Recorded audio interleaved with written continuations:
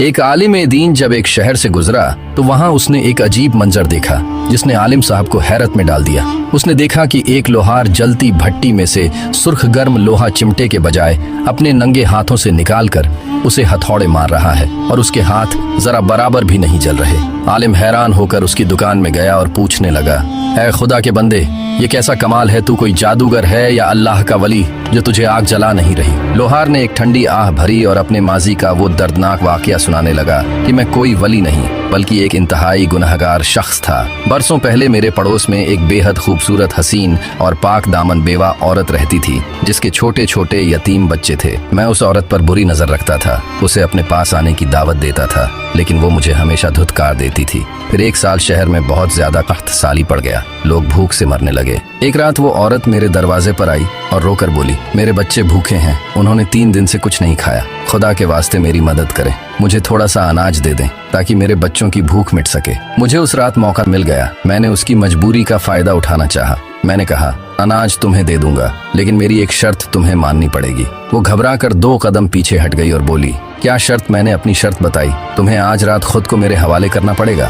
औरत ये सुनकर कांप उठी और रोती हुई वापस चली गई। 2 दिन और गुजर गए। तीसरे दिन वो फिर मेरे दरवाजे पर आई। उसकी हालत पागलों जैसी थी। उसने रोते हुए कहा, मेरे बच्चे मर रहे हैं, मैं तेरी शर्त मानने को तैयार हूँ, बस मुझे खाना दे दे। लोहार आलिम को बताने लगा। मैं उसे कमरे में ले गया और दरवाजा अंदर से लॉक कर दिया। फिर जैसे ही उसके करीब जाकर बैठा तो मैंने देखा कि उसका पूरा जिस्म कांप रहा था। वो आसमान की तरफ देखकर रो रही थी। मैंने पूछा, अब क्यों कांप रही हो? दरवाजा तो लॉक है, हमें यहाँ कोई नहीं देख रहा। फिर उसने जो जवाब दिया ना, उस जवाब ने मुझे हिलाकर रख दिया। वो आसमान की तरफ हाथ की उंगली उठाकर बोली, घर का दरवाजा बंद करके लोगों की नजरों से तो छुप गए, लेकिन जो ऊपर आसमानों पे बैठा देख रहा है, उसकी आंखें कैसे बंद करोगे? वो हमें देख रहा है। उसके इस जुमले ने मेरे अंदर के इंसान को जगा दिया। खुदा के खौफ से मेरा पूरा जिस्म कांपने लगा। मैं फौरन पीछे हट गया और दौड़कर घर में जितना भी अनाज पड़ा था सारा लाकर उसके आगे रखा और रोकर कहा, मुझे माफ कर दे, तूने मुझे जहन्नुम की आग से बचा लिया। ये अनाज ले जा, जाकर अपने बच्चों को खिला। फिर उस औरत ने अपना दुपट्टा आसमान की तरफ उठाया